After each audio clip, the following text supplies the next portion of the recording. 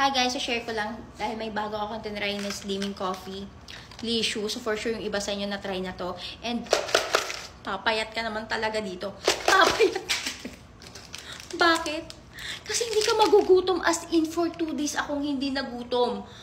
Kasi meron siyang appetite suppressant. And yung gusto ko lang uminom ng tubig. Papayat ka naman talaga. Kaya lang papayat ka ng tirik yung mata mo, day. Kasi hindi ka rin niya papatulugin. As in, hindi niya ako pinatulog. Siguro mga 2 hours lang ako nakatulog. Tapos gising ako, tutulog, gigising. So hindi maganda yung sleeping pattern ko. Tapos pagdating sa umaga, pagpasok ko sa work, as in, sobrang bigat ng ulo ko. Punong-puno ng hangin. Ano mo yung literal na hit-hit ka ng katol. Ganun yung feeling, high na high ako, day. Para kang zombie na naglalakad, ganyan lang. Tulalay lang ako, day.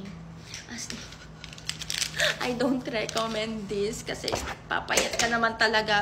Papayat ka na tirik yung mata mo. Dahil ayoko pang majutay. Healthy diet na lang tayo.